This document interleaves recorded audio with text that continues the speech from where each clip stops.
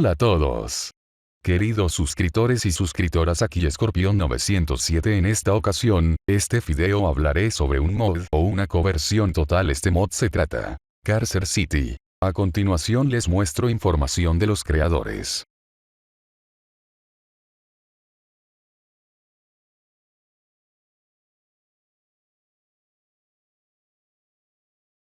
Estos son creadores o colaboradores del mod. Bueno, a continuación les dejo unas tomas o el video y hasta aquí se despide Escorpión 907. Nos vemos en un próximo video. Saludos y bendiciones.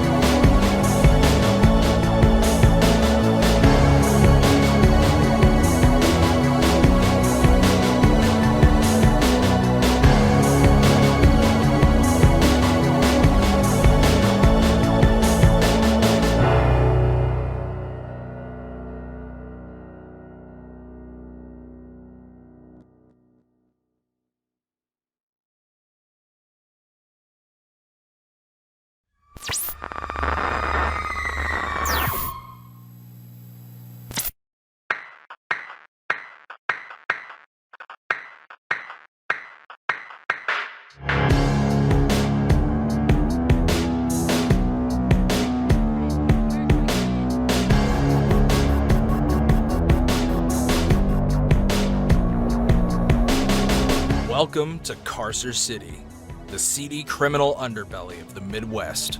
A city so corrupt that even the local police force breaks the law on the daily without as much of a second thought. This Midwestern city was the main hunting grounds in the game Manhunt, but was connected to the overarching universe of Grand Theft Auto through various endgame references. But to this day, Carcer City has yet to be featured in a mainline GTA title. But thanks to the developer, Deadpool MKD, Matt Now, and a ton of other devs in the community, they built out the entire state of Dolman, with Carcer City expanding across 2 major islands. With the demo set to release to the public in a couple weeks, I wanted to give you all an in-depth look at the city streets of Carcer and give some insight into one of the best open world maps to be created by the community. So join me as we take a closer look at GTA Carcer City.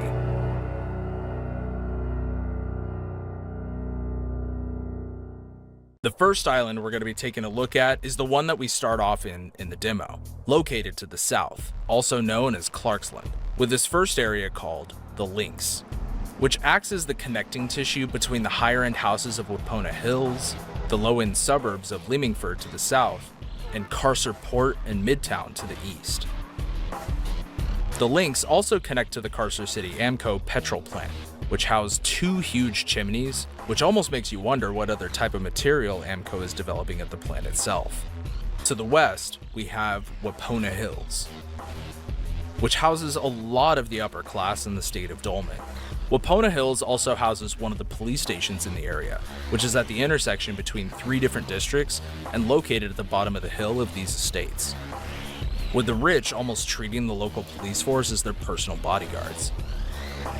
These huge houses overlook the rest of the island, with some holding these major, elaborate displays inside of their gardens. There's no telling what kind of seedy actions the rich are up to in this area. And these estates also sit on top of different hillsides, which gives you an idea of what the elevation is like in this town, with certain areas taking advantage of the land that surrounds the city. To the southeast, we have Gilling Hill, which used to house a huge zoo at one point, but has since been abandoned, likely due to the crime that bleeds throughout the city, leaving behind what was once a fun, family-friendly location and has since transformed into a dark, brooding hunting ground for the rich and powerful nearby.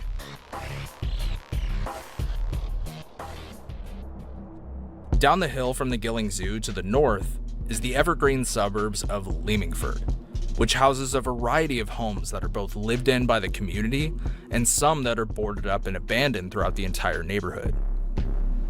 This neighborhood and a few others that we'll see later really give off the vibe of Detroit in the early 2000s, which is exactly what the devs were going for, since Carcer City is based mostly on Detroit and a couple of other Midwestern cities within the states. It seems like a nice neighborhood for the most part, until you notice that to the east lies the Darkwoods Penitentiary that looms over the hilltop by this quaint suburb. The penitentiary was also one of the locations that we visited within Manhunt. The pen hosts more than 1,000 inmates from all over the country, and even a ton of mental patients as well. Well, at least the ones who have had the misfortune of getting caught, as once they get in, there's no telling when they'll get out. Heading back to the north of the links and going east onto the freeway, our next stop on this tour will be in Lac Point, which is where a lot of ships bringing in goods for the city can be found docked at the port, and even a few business warehouses working out of there like the Fudge Packing and Delivery Company. And located just behind Carcer Point to the south is the Carcer City Stockyard, which looks to be completely abandoned and houses a ton of old train cards that plenty of the homeless population find themselves taking shelter in. To the east, past the freeway that circles the entire island, we have Darkwoods, which houses the projects for low-income housing in the area of Clarksville, located just south of Midtown, which we'll get to in a few moments, with the Clarksland Park located nearby, which is a serene spot to chill out in as long as you have some pepper spray or a gun to keep you protected, with some more businesses and even a burger shop located just outside of the park. And finally, there is Midtown, located right next to the park and just north of Darkwoods, which houses a small variety of urban areas to explore that we first visited in the original Manhunt, with one-way streets, tight alleyways, and towering buildings that make this whole entire area beautifully claustrophobic. With hills leading down to the boardwalk and even an entrance to the subway that spans under the city, and the edge of Midtown sitting on the coast of the boardwalk looking towards the north end of Carcer City. With Midtown covered, that pretty much concludes our look at the starting island of Clarksville, and from here, we'll take a drive over the Envoy Bridge and head north towards Lac Point.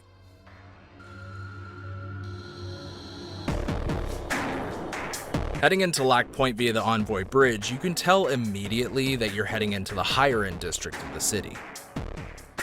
And from here, we'll first head east, starting with Burns Square, a business district with many unique structures that tower over the streets below, and has a ton of food spots and parking areas for the local white-collar workers to take a load off or two in between business meetings, or take part in more sleazy business dealings. And just to the west of here, just down the street from Burns Square, opens up to a huge open park with an overhead subway station that cuts through most of northern Carcer. This park, called Carcer Plaza, is a huge area that divides most of the downtown area. With shopping centers located nearby, this plaza brings in a variety of people from all around town, even some of the gangs. Northeast of Carcer Plaza is the rest of the downtown district, with a long street connecting to another business park located to the east, with structures and even art pieces around this part of town that tell a bit of the history of this older industrial Midwest city. And some of these art pieces are also based on famous landmarks within the city of Detroit. Heading north of downtown will take you towards Jordanford, which houses some apartments, shops, and even a bowling alley. All right next to Old Town Carcer, a part of town forgotten to time due to the immense urban complexes that surround the area downtown. But driving around Old Town Carcer yet again reminded me a ton of Detroit, showing rundown houses, apartment complexes, and even rusted cars and driveways, showing the economic struggles that citizens have to deal with within the area. But Old Town also pays homage to some of the settlers who came to this town originally by having a small town represent its Italian heritage, as well as another culturally dignified district down the block with Little Greece, which houses a whole food market just outside of the Greek restaurant and has a mix of US and Greek flags hanging over the main street. It also has a great view of Cleveland Park just a block away, which we'll see in just a few moments. But just down the street, you'll also notice a huge office building overlooking these cultural districts with the Vapid offices, since this town used to house a thriving auto industry in the mid-20th century. Heading south into Jefferson, the west side of downtown, you'll find that huge stadium that we just saw with Cleveland Park, which is where the Carcer Unicorns baseball team plays all of their home games at. With a ton of parking located nearby, tailgaters can be pleased knowing that they can still catch the game while they get hammered with their own supply. Heading north past the stadium district and even past Jordanford, we have Razelhead, a stretch of country that drives across the northern coastline, which we'll see more of in a minute, but let's take a quick look at the rest of the north end of Carcer City before heading into the mainland. With our first stop being the Razelhead Circus, which was a huge surprise to see within this mod, as there was already an abandoned zoo, but having this circus included adds even more variety to the entire city, and is this chilling juxtaposition of fun and laughter within the city limits of this gritty and violent town. Since just down the road is the old city limits of Carcer Mark, an industrial district housing a ton of old warehouses, and even a small red light district with a porn theater and blood-covered alleyways, where some of the seediest deals go down in the dead of night. Just north of Carcer Mark and the Jefferson district is Los Albos, which has both a west and east district divided by its main road that cuts between both sister districts, with a ton of apartment buildings throughout the area and even a broken down part of the district which houses yet another stomping ground that we ran across in the original manhunt, and the Carcer City Mall located in the southern part of East Los Albos, which was abandoned in the original game, but is now bustling with shops and customers all throughout. And Central District is located just a block away, which may look familiar for fans of Manhunt. Central has a ton of apartments and businesses throughout, and even some of the gangs that you'll find and come across inside of this town make some of their dealings within some of these alleyways. Heading back over into Los Albos, the main road that cuts under the Central Highway leads over to Carcer Port, which houses both new and old industrial buildings around the port, with one of them being the Carcer Gas Company, which you've most definitely seen barrels of back in San Andreas. And to be honest, this whole port reminded me a hell of a lot of Stillwater's port area in the South Island back in Saints Row 1 and 2, which, to be honest, a lot of this city reminds me of Stillwater, which in my opinion is a great compliment, since personally Stillwater remains one of my favorite open worlds in a video game. To the north of Carcer Port, we have the Dentons, which has even more rundown buildings and warehouses, and even the Denton City Salvage Yard from Manhunt as well. And hell, there's even an 8-Balls garage just around the corner, in case you're looking for something a little more explosive. And you can't have a big city without its own airport, with Perso International. This huge airport spans across a big chunk of the map, but houses plenty of planes and helicopters to take an aerial tour of the city at your leisure. And finally, heading north of the city, we have the area known as Rocks North, which the name I'm pretty sure is a cheeky reference of some kind.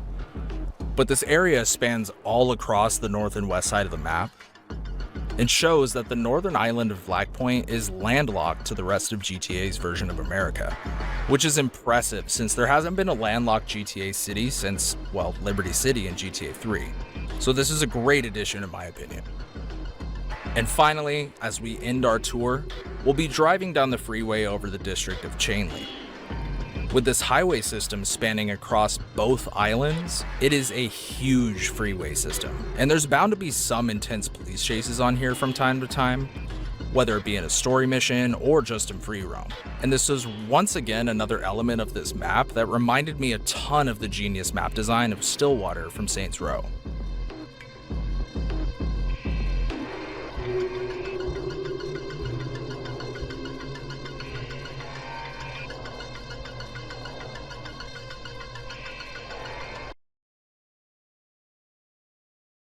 Now, keep in mind, there are some districts I didn't have time to include here, but I didn't want to spoil every little bit of the city.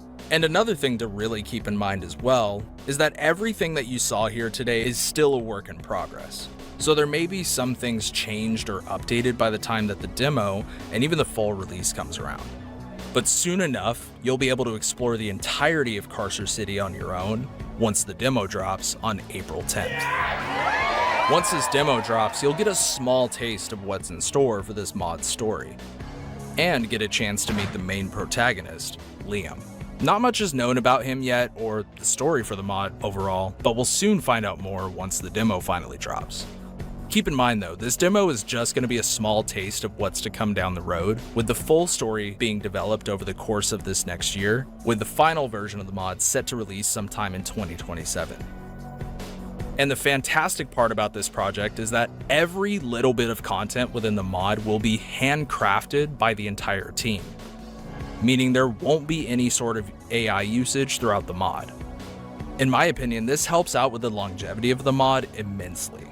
That means all of the 2D art, radio stations, and even voice acting will all be handled by both the team and those in the community contributing what they can to the project, including myself, as I'll be playing a character that you'll meet later in the game's full story, named Klaus Carlson, a seedy lawyer with his office over in Carcer Marks, that'll help Liam along the way later in the story. And I seriously can't wait for you all to see what's in store.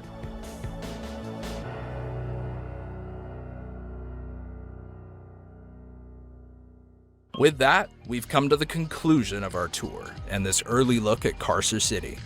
And I hope you've all enjoyed the ride so far. Thank you all for checking out this video, and if you've enjoyed it and want to see more like this down the line, make sure to like the video, hype the hell out of it, and subscribe for more content like this later down the line. I plan on eventually doing a tour video like this for a couple other mods down the road as well, like Upstate Liberty and Project Eagle. So stay tuned for those tours when they're ready. Also, if you want to see other GTA mods or even some Half-Life mods or even other ones, go ahead and check out my channel. You won't be disappointed. Also, make sure to follow me on my socials and all that stuff. And if you want to support the channel even further than a sub, make sure to join the memberships for the channel or check out my Patreon to get your name to show up on some of my future videos, and hell, even get some extra Blado content as well. Or also subscribe to my second channel, which is where I'm also going to be posting some of my streams and even some extra videos down the line. Thank you so much again, and I hope you all have a fantastic day, or at least a better one tomorrow.